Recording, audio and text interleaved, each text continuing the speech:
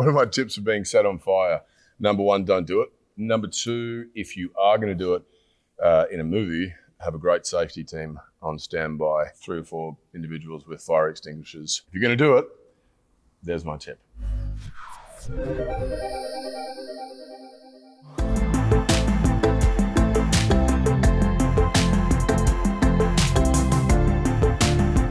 How do I stay sane on a grueling action set? I think the enthusiasm and the excitement that is universal across the entire set, you get caught up in. And a lot of it is adrenaline. There's been so much prep leading up to this point, in particular with stunt scenes, big action sequences that are choreographed and prepped for weeks and weeks and weeks. Most of it is there just due to the nature of what you want to achieve and what you know your target is, but also making sure you're rested, making sure you are prepped, so that can kind of remove any doubt and fear and anxiety around it.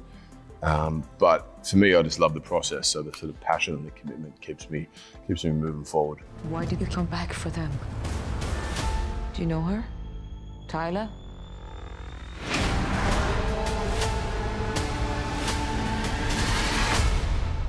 Getting you out of here, okay?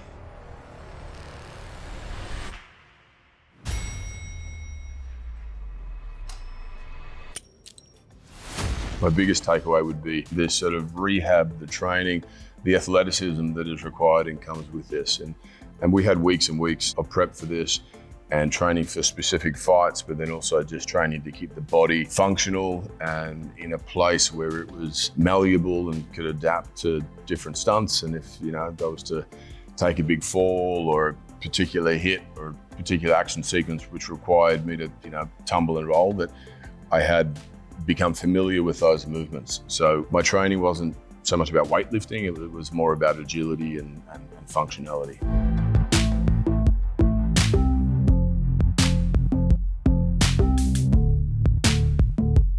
My strongest memories about shooting the the big prison sequence, was how exhausting it was. We were in the Czech Republic in the middle of winter, so it was snowing, we were on night shoots. People were on fire, there were explosions. That sequence was the most challenging, and that was one that we had prepped the most for. We had people that I had been rehearsing with, who then by the time we came to shoot weren't there. Some people were sick, injured. So there was almost some improvisational elements to it as well. I just remember the team spirit and the collaboration and the sort of elation at the end of each take and sequence when we had achieved what we wanted to achieve. Unlike a traditional stunt scene where you could edit around a mistake or you could cover it from a different angle, this was one camera the whole time. And if, 300 people in the shot, if one person was out of step or out of time, out of sync, it didn't work. I had to start again. So a lot of pressure, but incredibly rewarding as well.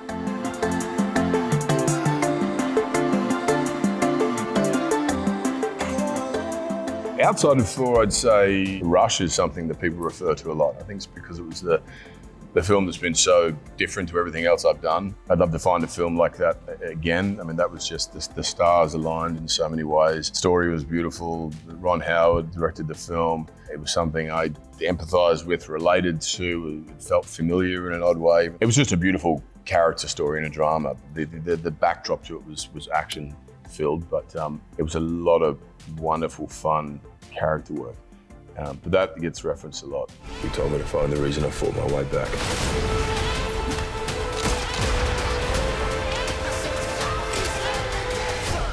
Let's find out.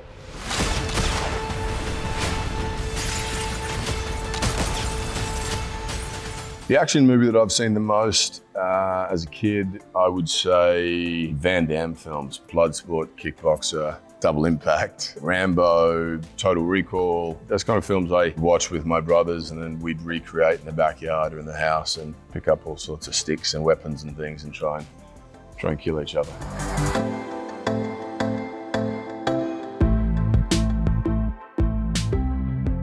They're all very athletic, my kids, but one in particular, the first time he saw Thor, he was pretty impressed. I think that's kind of waned a little bit now. And the other two kind of like, yeah, it's all right. It's just Dad.